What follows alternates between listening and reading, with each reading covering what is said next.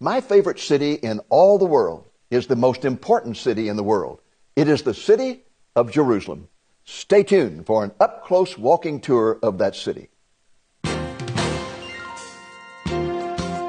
Lamb and Lion Ministries presents Christ in Prophecy,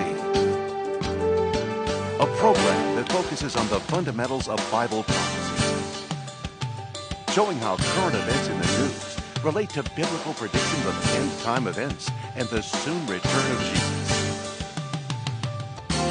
Now, here's your host, Dr. David Reagan.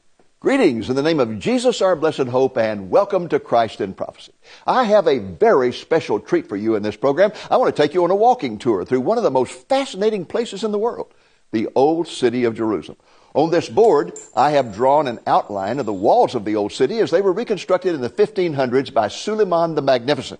We're going to start our tour here at the Lion's Gate on the east side of the city, and from there we're going to be walking through the Arab Quarter along the traditional route of the Via Dolorosa, the path that Jesus took when he went to the cross. That path ends here at the Church of the Holy Sepulchre, and from there we will continue our walk through the old city, through the Christian Quarter, over to the western side at the Joppa Gate. And then from there we will go through the Armenian Quarter and back over to end at the Jewish Quarter with an overlook of the Temple Mount, the Dome of the Rock, and the Western or Wailing Wall.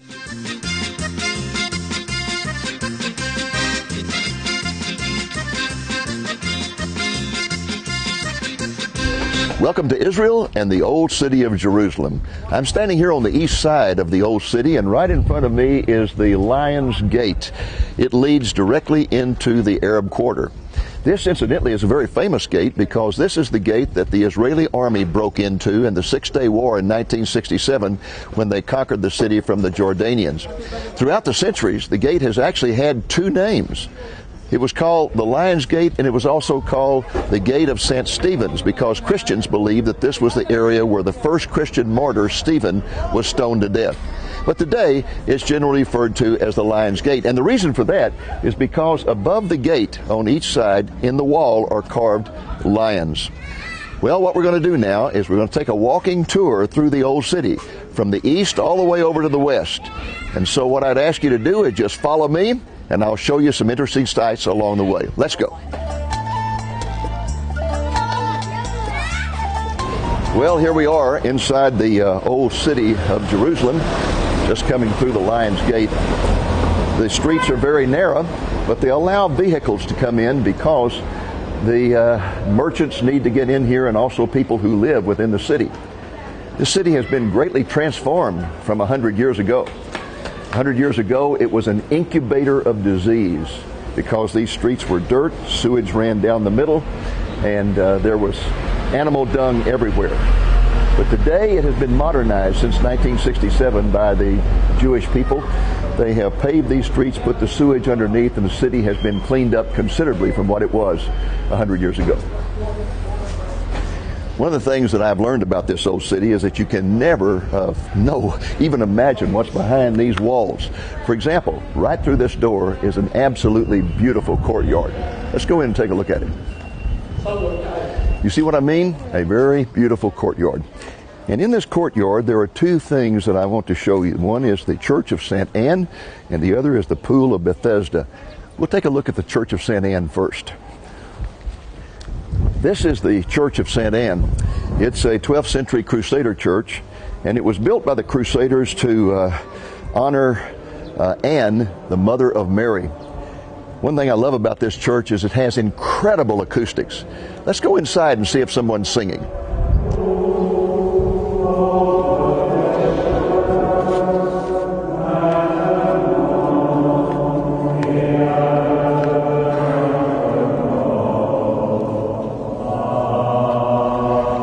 Over here adjacent to the Church of St. Anne is a biblical site, the Pool of Bethesda.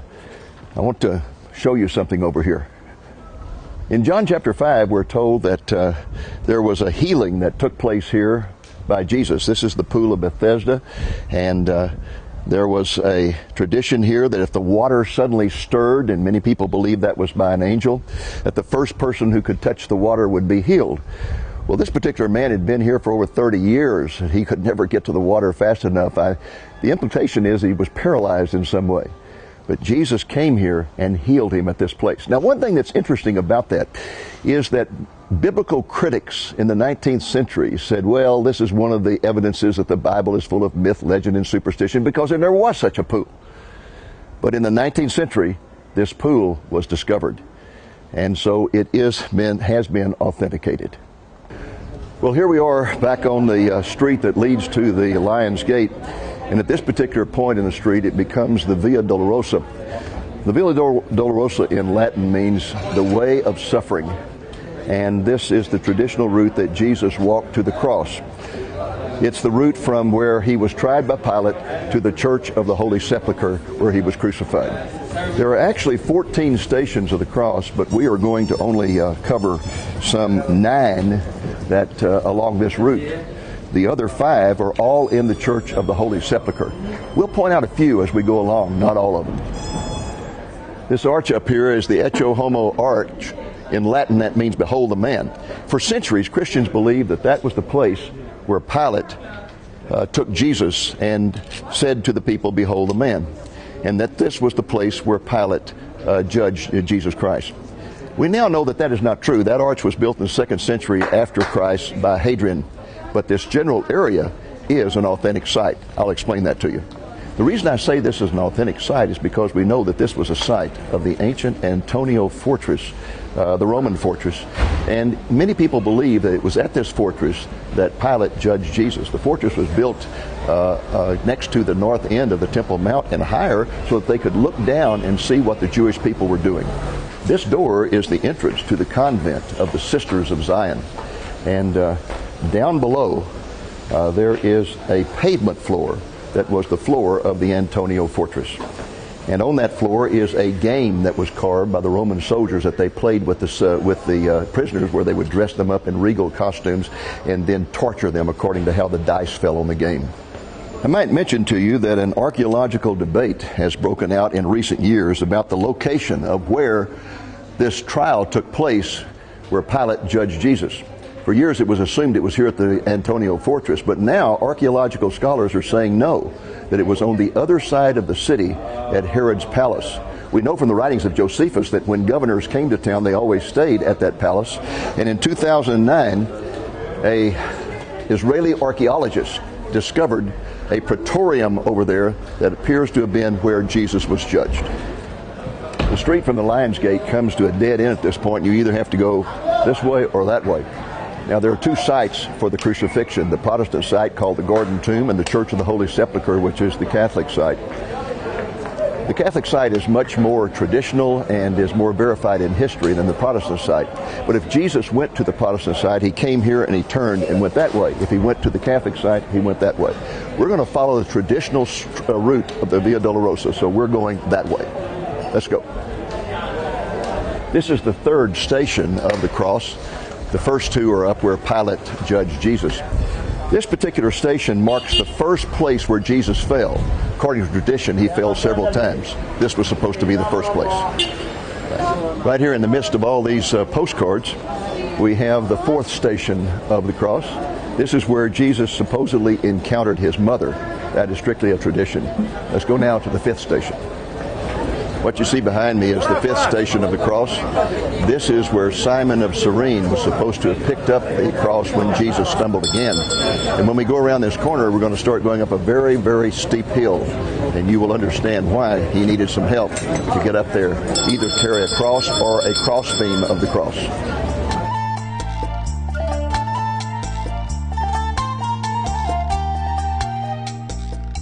This is the 6th station of the cross, and this is supposedly where a woman by the name of Veronica wiped the face of Jesus with a handkerchief, and his image came off on that handkerchief. That's, of course, a totally extra-biblical myth, but that is one of the stories in the life of Jesus that's celebrated along this Via Dolorosa. Let's go on up to the top of the hill. We're going to skip the other stations of the cross because we're moving into an Arab market area. And right up here at the end of this street, you can see another dead end. We're going to take a left, walk through the Arab market area, then take a right and go to the Church of the Holy Sepulchre. Let's go. Okay, let's start walking through the Arab market area. There's not very many people here today because this is a Friday, which is the Islamic Sabbath.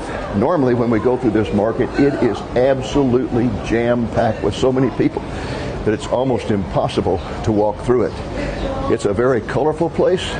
It's also a place with a lot of aromatic smells, and it is a place that's really rather exciting as you go through it. We're approaching now the turn we're going to make to the Church of the Holy Sepulchre. We'll be making that turn in just a few moments.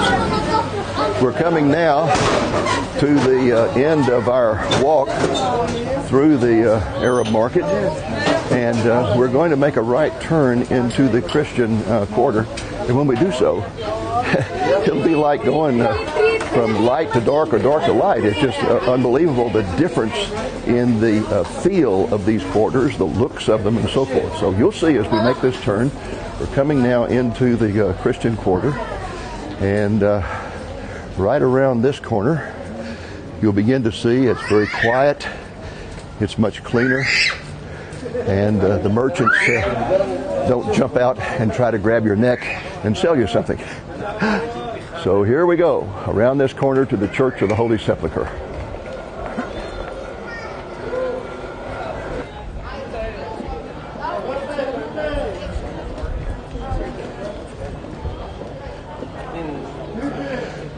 Well, as you can see, the Christian quarter is open, it's clean, it's serene. It's a really nice place to be. And right over here, we're coming to the Church of the Holy Sepulchre. Let's go.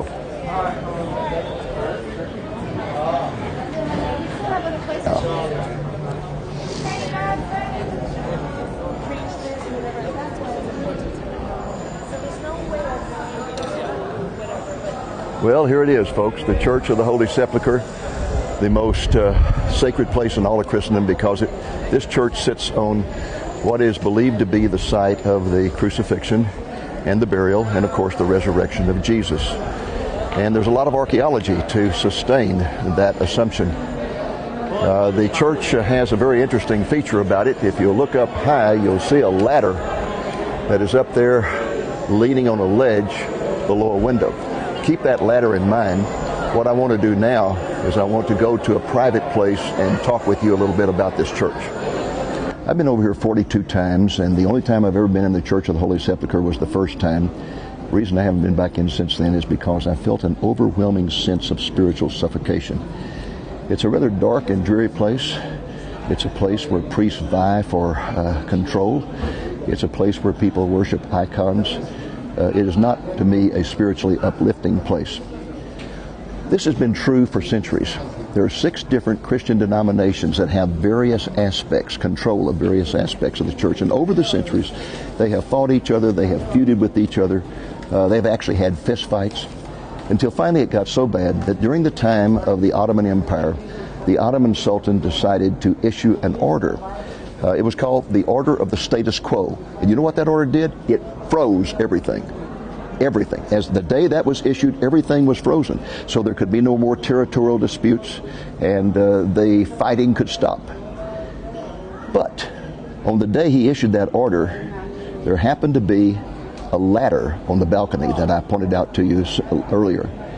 What had happened was an Armenian priest had taken the ladder out and put it up to wash windows. But as he was getting ready to do so, a Greek priest came out and said, hey, that ladder is resting on the cornice that belongs to the Greeks. And so they got into a fight over that. When the status quo was issued, the ladder was there, the ladder could not be moved. When that occurred, we're not quite sure, but every photograph of the church taken since the 1850s shows that ladder, and the great illustrations that David Roberts from England did in this country in the 1840s also show the ladder. So it's been there for almost 200 years, and it's a symbol of the silliness that goes on quite often among these different denominations fighting over territorial rights.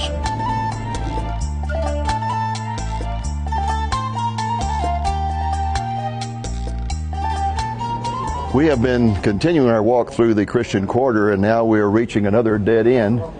This is David Street. And David Street is one of the major thoroughfares in the old city where people come to buy souvenirs and knickknacks of one kind or another. We're going to turn right here, head up David Street. It's uphill all the way, and we're going to come to the other side of the city at the Joppa Gate. Let's go.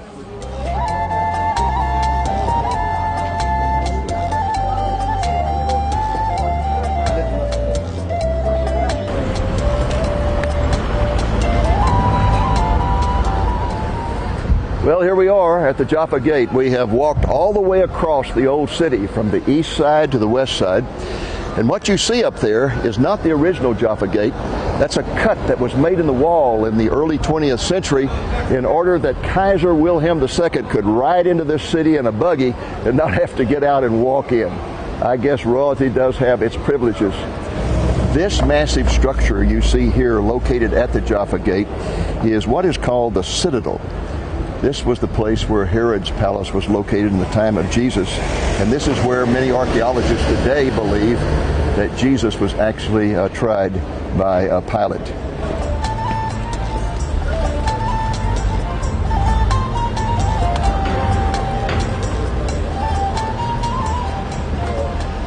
This entrance to the Citadel is important for many reasons, but one of my favorite historical scenes that comes to mind when I see it is that in 1917, in December, when the Allied forces liberated this city from the Ottoman Turks for the first time in 400 years, General Allenby walked in the Joppa Gate, came right up here and stood here and proclaimed this city to be liberated from the Turkish Empire. I'm standing directly across the street from the Citadel, and I'm here because this is the entrance to a very historic church. It's called Christ Church, right inside the Joppa Gate, and it was completed in 1849, the first Protestant church to be built in the old city of Jerusalem. Well, here we are, once again, in a beautiful courtyard. I told you never know what's inside these walls as you walk through the old city. This is the courtyard of Christ Church, and it's a remarkable story here. There was a German-born Jew by the name of Michael Solomon Alexander who became a follower of Jesus in 1825 after he heard the gospel in England from two Anglican clergymen. He had gone to England to teach Hebrew, and he had been ordained as a rabbi. He became a lecturer in Hebrew literature at King's College in London, and this man, remarkable man, translated the Book of Common Prayer and the New Testament into the Hebrew language. He was a believer in Bible prophecy, and to me that's the most important thing of all. He really believed the prophecies of the Bible. He believed that in the end times God was going to regather the Jews in unbelief back to this land. And so he decided to come here to the Holy Land and establish the first Protestant church inside these old city walls, Christ Church. He came here as a bishop of the Anglican Church, and he began the building of this church. Unfortunately, he died before it was completed in 1849. Today, this church, Christ Church, is the only Protestant church in the old city of Jerusalem that acknowledges the Jewish roots of our Christian heritage and which does not teach replacement theology. We are entering the Armenian Quarter now, which is the smallest and least populated of the four quarters of the old city. I'll tell you more about the Armenians when we get into the center of their quarter. The Armenian people are supposed to have been the very first people to be converted to Christianity as a nation, and throughout their history they have been severely persecuted. That persecution came to its climax in 1915 with what's called the Armenian Genocide, when the Turkish people tried to annihilate the Armenian community. As a result of that, the Armenians have closed into themselves and cut themselves off from the outside world. We're right in the middle of the Armenian Quarter, and we've got high walls all around us. There is really nothing to see here. We're going to continue walking to the Jewish Quarter. Well, we have arrived now at the Jewish Quarter of the Old City, the last of the four quarters, and it is the newest one. And the reason it's so new is because when the War of Independence ended in 1949, the Jordanians had control of this old city, and they cut the Jews off from it. And not only did they do that, they came into the Jewish quarter and systematically blew up every building in this quarter, including all of the synagogues. After the 1967 Six-Day War, when the Jews regained control of this city, They decided, of course, to rebuild this Jewish quarter, but you know what they did first? They did archaeological excavation. So under every one of these buildings, there is an archaeological excavation. There's something I want you to notice in particular here. You see that minaret next to that dome? That dome is the Hurva Synagogue that has been rebuilt because it was blown up by the Jordanians. But notice that here in the Jewish quarter, there is a minaret of a mosque. That's because the Jews are willing to tolerate all religions. But if the Jews were to go into the Arab quarter and try to build a synagogue, well, it would probably start a war. So we see the intolerance of the Islamic religion toward others and the determination of those in Islam to put themselves in your face and say, look, we're the greatest. When the Jews did reoccupy this Jewish quarter in 1967, one of the things they did was to build a memorial to the Hurva Synagogue. And the memorial you can see in this photograph of a great arch. I'm happy to say that now that arch has been replaced by the rebuilding of the synagogue, which opened recently. This plaza in the center of the Jewish quarter is one of my favorite places in this area of the old city. It's a place where you can come and sit and have lunch, and you can watch the Jewish people celebrate as these people are doing, that they're back in this city. It's always a wonderful place to be. You can watch Jewish families walking by here. And it reminds me of a passage in the book of Zechariah where it says that in the end times, Jerusalem will once again be a place of celebration where boys and girls and men and women will dance in the streets.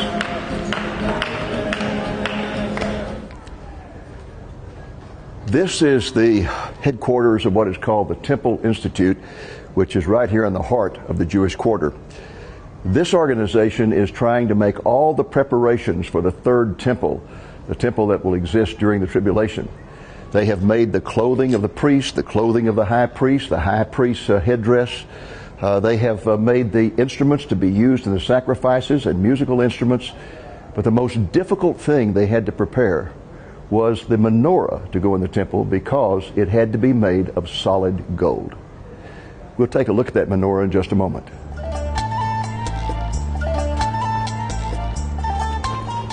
Here it is, the solid gold menorah that is to be positioned in the third temple, the temple of the tribulation. My friends, these preparations are just one of many signs that point to the fact that we are living on borrowed time and the Messiah is returning soon. I want to conclude our walk through the old city right here in the Jewish quarter with this scene of the Temple Mount behind me. What you see there is the Dome of the Rock, and right below it, that is the Western Wall, or the Wailing Wall as some people call it, where Jews have gone for centuries to lament the destruction of their temple and to pray for the return of their Messiah. I sincerely hope that this walk through the old city has been informative to you and has been spiritually enriching. I hope one day that you will be able to come to the Holy Land and walk through this old city yourself. Walk in the footsteps of Jesus. Shalom from Jerusalem.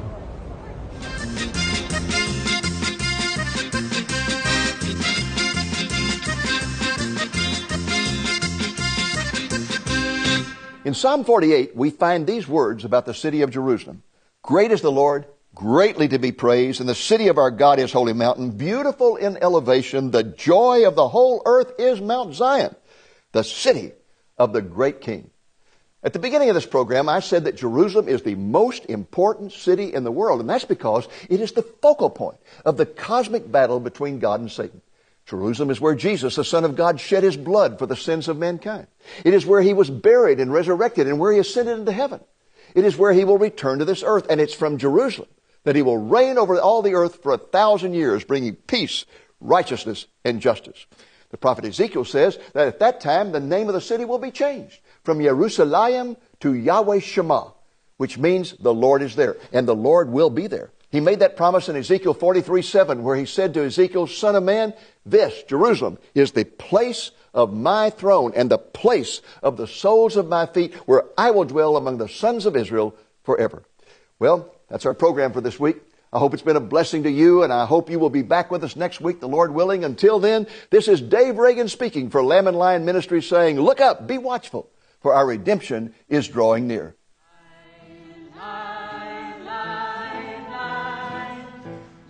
Lamb and Lion Ministries proudly presents the Introduction to the Holy Land Tour. Join host Dr. David Reagan as he spends 12 wonderful days and 10 nights leading this Holy Land pilgrimage. Dr. Reagan has led more than 40 groups to Israel since the ministry began in 1980, and he focuses upon sites that are related to the life of Jesus and his second coming. The tour originates in Dallas or Newark and visits such places as Tel Aviv on the shore of the Mediterranean Sea, Tiberias on the Sea of Galilee, Chorazin, where Jesus frequently ministered in the synagogue, Capernaum, the town that served as the headquarters for Jesus' ministry, the Jordan River, Nazareth, the boyhood home of Jesus, the Dead Sea, the incredible excavations at Beit Shan, and it ends up in Jerusalem for several days to tour the traditional sites and mountains that will help you and your family have a better understanding of God's holy word. For an itinerary, registration, more details, photos, and more, please visit our website at lamblion.com or call the number you see on the screen from 8 a.m. to 5 p.m. Central Time, Monday through Friday. We hope you'll prayerfully consider joining us on the Introduction to the Holy Land Tour.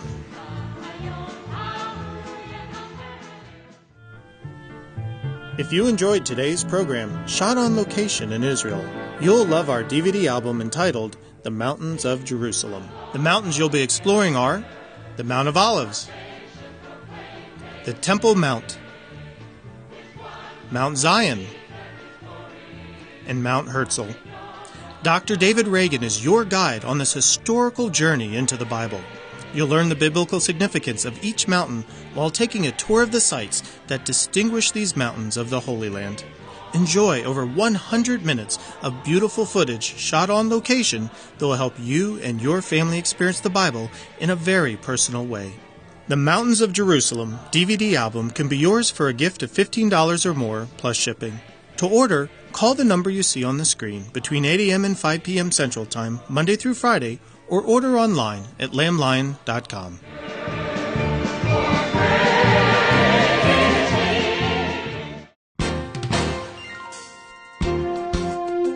Thank you for joining us on today's Christ in Prophecy, a presentation of Lamb and Lion Ministries, a non-denominational ministry dedicated to teaching the fundamentals of biblical prophecy and proclaiming the soon return of Jesus.